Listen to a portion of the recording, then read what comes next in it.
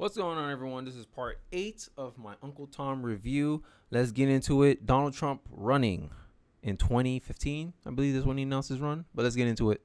Gentlemen, I am officially running for President of the United States, and we are going to make our country great again. Donald Trump is the first Republican that is unafraid. He's unafraid of the media. And you know it if you were honest reporters, which in many cases you're not. The progressive socialist left and all their tactics, all their antics. It's the next step in our investigation. They don't know what to do with him. If you look at his policies and how they benefited and continue to benefit this country, there's no denying the objective facts. But if you look at the man Donald Trump, the version of him as it is painted by the media, then it's easy to hate the man, to hate his guts. Painting a picture of him that he is incompetent, not capable, out of control, impetuous, all those things is what we get out of the media. But somehow, through the charisma of his personality and the force of his personality, has gotten through to some in our community. I see Trump as this window. Quick thought. They make all these claims against him. He's incompetent. He's this and that. But how come he's generating better outcomes for Americans in general? How come he had better outcomes in 2020? Oh, wait, not 2020, 2019, before the pandemic, that it took a pandemic for you guys to beat him? Imagine that. It took a pandemic, something out of his control, for him to lose. And he barely lost. 2 states went his way, boom. But I'm supposed to believe he's incompetent? If an incompetent Republican produced better results than a capable, knowledgeable, Democratic presidential, then I'll take the Republican any day. If that's the case, if he's incompetent and I got my best bonus 2019, my best, I miss 2019, honestly. I'll take mean tweets any day. I'll take that trade. Anyone with any American right now will take that trade off right now. Maybe we needed to experience Joe Biden.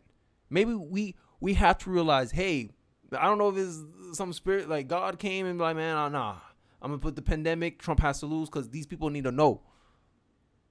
Don't be careful what you wish for. Most popular president in history, Joe Biden. How you feeling right now? How your pockets feeling right now? Food shortage. Inflation. He just passed an Inflation Reduction Act. We'll see how that turn out. Because always the intention and then how they execute makes it worse, usually. Hopefully they prove me wrong, because I don't think I could afford another 9%, 10% inflation next quarter. We'll see. Of opportunity for Black America to wake up is because I think he's the most cultural president we've ever had. He was taking photos with rappers. He was always part of the culture. You got this guy that talks shit. WrestleMania, he was doing this, he was doing that, and he's president. He made politics cool again. Donald Trump is not in charge of the law in our country. Because you'd be in jail. You can see the realness. He's a New Yorker, man. And he talks like one. He has the bravado like one. Jim wants to be, he wants to be a tough guy. He wants to be a tough guy tonight. I didn't take the property. A lot of young black people, that's why they're drawn to him. If people spoke to black people the way Donald Trump does, bluntly, without condescension. Look how much African American communities have suffered under Democratic control. To those I say the following: what do you have to lose? Donald Trump is facing a new backlash. What the hell do you have to lose? The best pitch. Trump's latest attempted outreach to a larger voting bloc is already being called ignorant. So disrespectful and so condescending. How condescending, how offensive, how racist, whatever. He was right. What do you have to lose? You're living in poverty. Your schools are no good. You have no jobs. 58% of your youth is unemployed. The audacity to stare at Black America in the face and say, hello, wake up, you're already losing. That tough love, bro. Like, that's why I think that's what the black community is missing, man. That's why I reacted to the Matt Walsh video. Because a part of me feel like, yo, black community needs some like that talk. Like, you know, that talk that coach give you? That, you know, he talk, like he made you feel like, yo, I should quit the team. But he was right. Like, yo, you need to play better. You messing up. You think I'm going to keep you in the game? You messing up like this? You keep turning over the ball like this? Tighten up. That was Trump. That was the wake-up call. That's how he got more votes than Mitt Romney. Stick to a strategy that works for the Republican Party. Now they're trying to shy away from it. Nah, not 2022. Recently, at the time of this video, Trump went 26-0. All his endorsements won their primaries. Even Democrats. Even the endorsed Democrats won their primaries. I feel a shift is happening, but I'm going to keep my pedal on the metal. I don't care. I don't care if we're supposed to win this year or whatever. I'm keeping my pedal to the metal. Because this is getting ridiculous at this point. This incompetent man produced better results than any president in recent memory. And I'm supposed to be like, oh, I'm not going to look at the modern day Republican Party? Y'all got to find something else. Y'all can't just try to keep going with the liberal racism playbook. Just bring up the KKK. Bring up that he's racist. If he's racist, I want more of him then. If that's racist, I want more of him then. Because I got good outcomes when he was in office. Now I got worse off outcomes with, what's his name? With the guy that claimed that if you don't vote for him or Donald Trump, that you ain't black. That guy? How's that working out for us? Recession on the way. I think we're already in a recession. My bad. Excuse my French. We're already in a recession. Inflation mollywhopping our ass right now. What you got to lose? Look at your communities. Everything's run down. What's the big deal? Take a chance on Trump. People black and white and brown who did not go to college had felt ignored by the elites of both parties. And Trump turned over the tables in the temple. You can say he's unartful, he's not articulate, he's not smooth or whatever. People really don't care. People are tired of politicians that say one thing and do something else. And especially we're starting to see in the black community. They want to see some change. They want to see something different. And that's why blacks feeling as if their conservatives is on the rise. They're looking at the results. You think you can bully people to stop doing something, right? Call us coons, all them type of names, right? Oh, let me brace myself, bro. If y'all don't know who Bryson Grayson is, bro, y'all about, hey, I love this dude. This man. See people run into their little cubby holes after that. It's a new movement now, and we want all the smoke. It's really clear. People told me not to wear the MAGA hat, so I bought the biggest MAGA hat. Then I bought a bigger one. So next time somebody say something to me, duh, common sense, a bigger one. It's simple math, really, when you put it all together. Yeah, I'm black, I'm not Democrat, Peter MAGA hat. Ooh, they try to take my guns, I can't go like that. Ooh, they try to take our funds, I can't go like that. Ooh, they try to ban our speech, I can't go like that. Yeah, I'm black, I'm not Democrat, Peter MAGA hat. It was Donald Trump who woke me up, man. At first, when he was nominated and he was elected, I was not a big fan, but to see the things he's done for black community, to see things he's done for America in particular, I'm a huge fan now, and he has my support. We are in historical times. So people are waking up. People are changing. Humans are naturally conservative. You grow up being told to work hard for what you got. You don't grow up being told you're going to get something because you just want it. You're saying, like, you ain't got to work for it. When I went in the store, and I tried to get a Snickers and they ain't had no money for it, I'm going to smack my hand, put that Snickers back. You feel me? We can't afford that. You know what I'm saying? But Democrats, they say, hey, we give you everything for free. That ain't reality. Black America is in the midst of an ideological civil war. Hyper crowd. Oh, it's bullshit. It's racism. It's Trump. Get on your feet. Fuck this. We gotta stand up. We gotta do our shit. We gotta do what we gotta do. Round of applause for Candace. That's a waste of time. You guys, this is so beautiful. Look at all of us. We made it all the way to the White House. This week, in 2 days, I'm going to the White House with 400 black kids. And it's basically saying, you don't get to take away my blackness because I don't agree with you, because I'm educated. Before, it was just a monolith, and there was no thought. It was just nodding, like zombies. Like, of course, we have to support Barack Obama. The one reason that I thought that his candidacy would be positive, the one reason, was because when Senator Obama was interviewed by Steve Kroft, I believe that was his first 60 Minutes interview, and Steve Kroft said to Obama, "You think the country's ready for a black president?" Yes. You don't think it's going to hold you back? No. I think if I don't win this race, it will be because of other factors. It's going to be because I have not shown to the American people a vision for where the country needs to go that that they can embrace. I said to myself, hallelujah, at least this is not your basic black victocrat. Well, he got elected. I cried.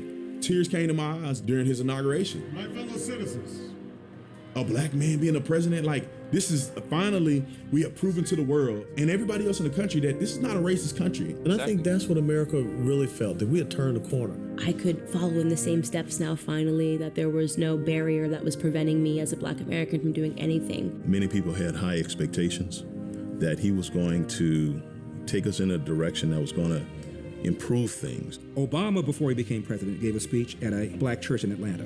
And he said, the Moses generation, referring to the generation of Martin Luther King, has gotten us 90% of the way there, which I thought was pretty reasonable. Yeah. He said, my generation, the Joshua generation, has to get us that remaining 10%. Moses' generation pointed the way. They took us 90% of the way there, but we still got that 10%.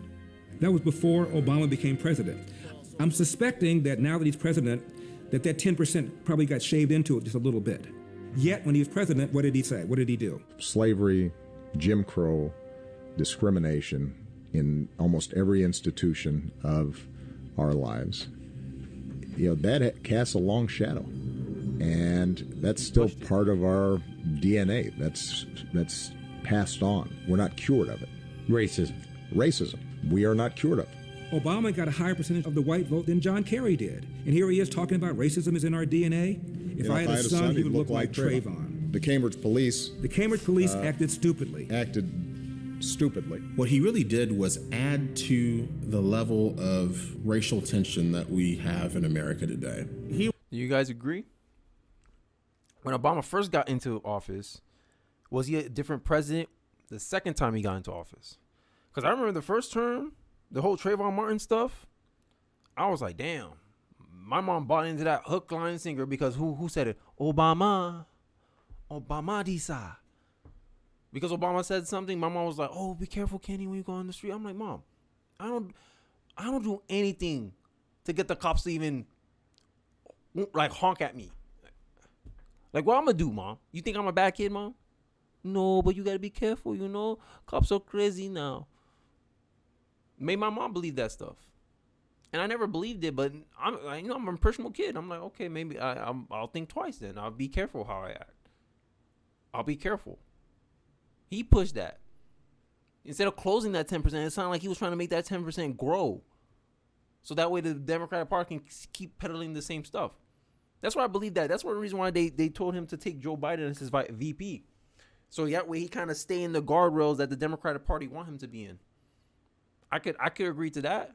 Maybe Obama had a vision of really how he wanted to take America. But the Democratic Party wouldn't let him. They say, hey, you give him that little paper.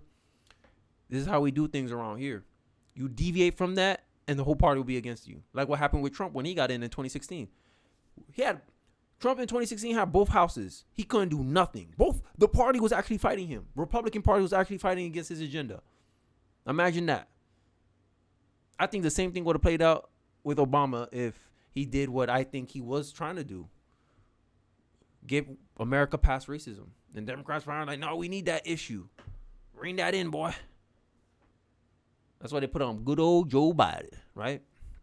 Now he's our president, and look what we're stuck with. He went out of his way to capitalize on this sort of like wokeness. There are very few African American men in this country who haven't had the experience of being followed when they were shopping in a department store. That includes me. He had Al Sharpton in his White House over 70 times. And every time you criticize President Obama based upon policy, you were called what? A racist. He played the race card, Obama did. This is a guy who knew better and could have, in my opinion, done a great deal to advance race relations in this country. We didn't turn any corner. And so now we are just at a point where we're at each other's throats. You called me a nigger. You called me. Yes, you did. He made things worse for America in terms of race, and there's not a single person that can say they remember America feeling like this. Constitution house nigga. I didn't call you a nigger. Oh, okay. That's a big difference. You're Uncle Tom. Oh, that's my Uncle Tom. Yeah. Before Obama, wasn't all this racist talk at all. I don't remember it. I don't remember at any point before Barack Obama ever feeling this much racial strife in this country.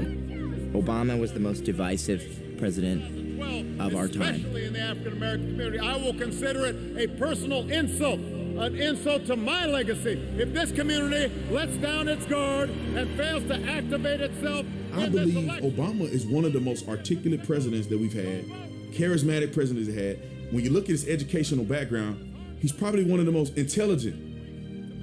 He knows better. I harbor a lot of resentment towards Barack Obama because now I see what he was. But I wouldn't take that moment back for a lot of reasons. And one of those reasons is that it did mean a lot. Now it's something that I point to show people. If America is a racist country, how did Barack Obama get into office for 2 terms? In barely half a century, you can go from a young African-American girl being escorted into the school by the National Guard to having the first person of color occupy the Oval Office. That's why all those people were in tears when Obama was elected president. Look at what we are. Look at how this is America. If there is anyone out there who still doubts that America is a place where all things are possible, who still wonders if the dream of our founders is alive in our time, who still questions the power of our democracy, tonight is your answer.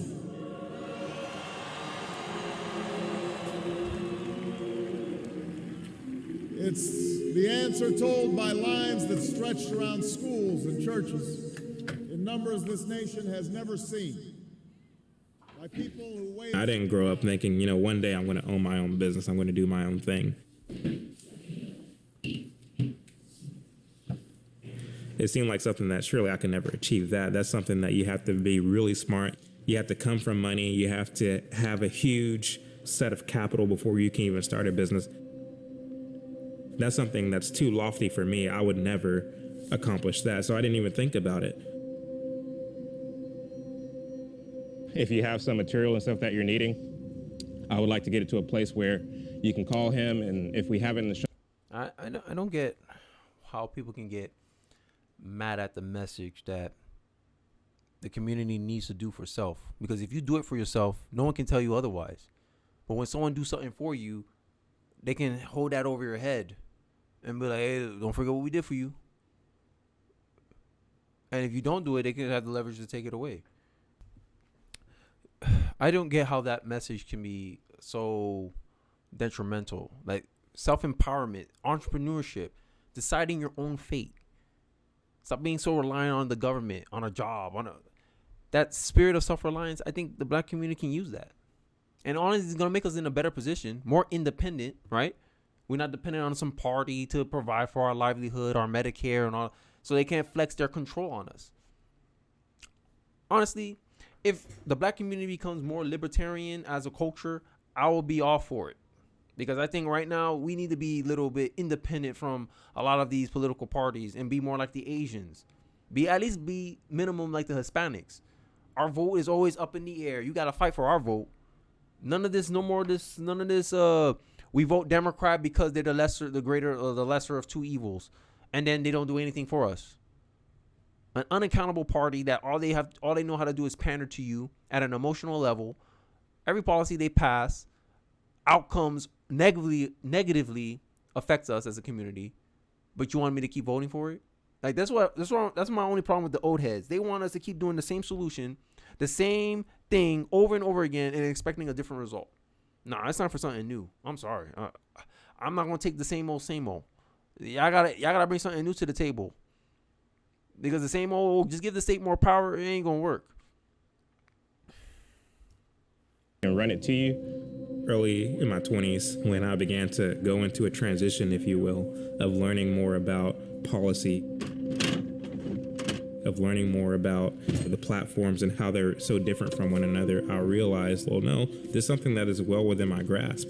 This is something that is attainable. Being a business owner in America is one of the greatest privileges of being an American. I love being in this country where you can start anything, you can be anything, you can do anything. And it's not possible everywhere to do it that way.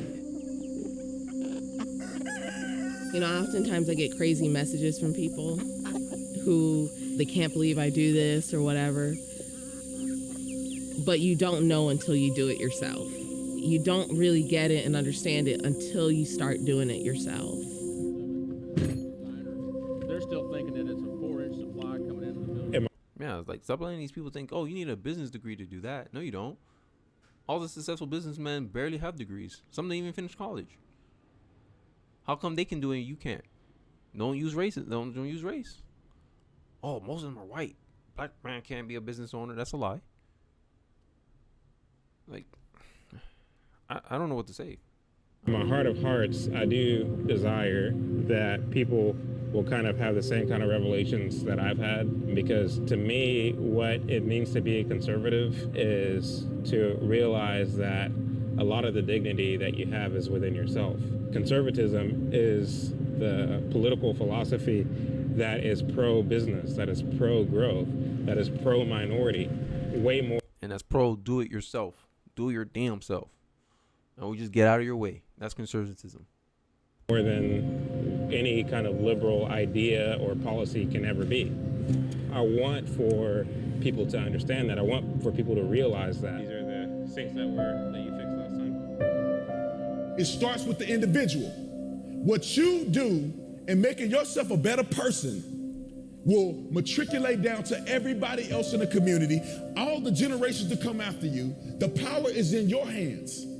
Don't rely on wait for everybody else to do something. You have the power to change you. Exactly. Right? Why when we're out on a party that only can feed us for a day, and then the other party says you can feed you can feed yourself for a lifetime, and you can make choices of feeding your community for a lifetime, because it's all coming from you, not the government. You don't need no one's permission to get something. You need the government's permission to give you free healthcare. Why not go out and get your own healthcare so you don't have to ask anyone's permission for anything? Self-reliance. But y'all mad at me. Okay.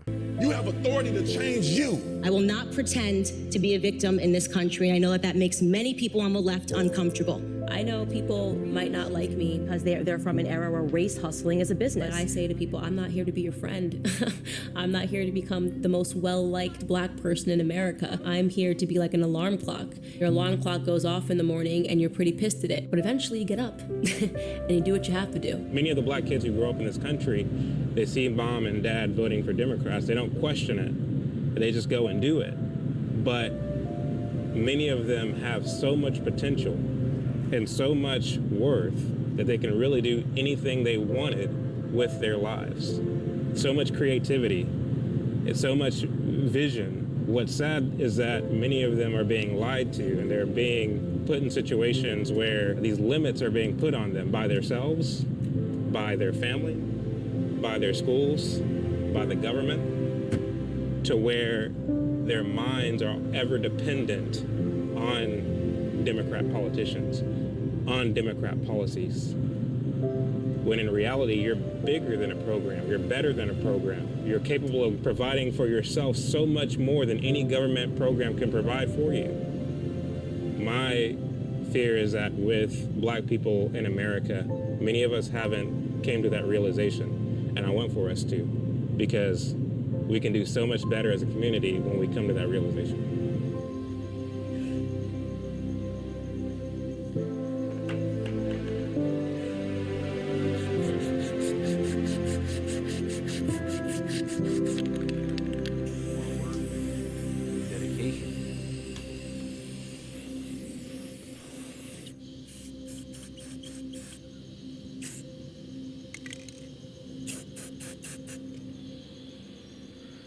Alrighty, that'll do it.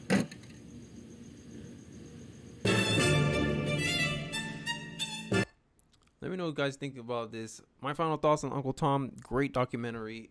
Opened my eyes to so much of American history that I wasn't exposed to in school, right? And it's so crazy how much an institution has so much control over your perception and what you pay attention to. It's crazy.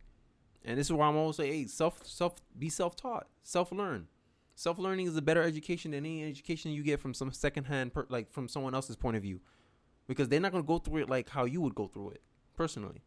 And that's all I'm encouraging people. Just like, think for yourself, do for yourself. You don't have to listen to me. I'm just, look at me as a guide. I'm just guiding you to, hey, look at this little interesting thing I found here. Well, that's all from Uncle Tom. This was the final part. I'm so thankful you guys watched along with me. I really would appreciate you guys. Give me any recommendations for any other documentaries that you would like me to review. Don't forget to like, comment, and subscribe, and I'll see you guys on the next one. Peace.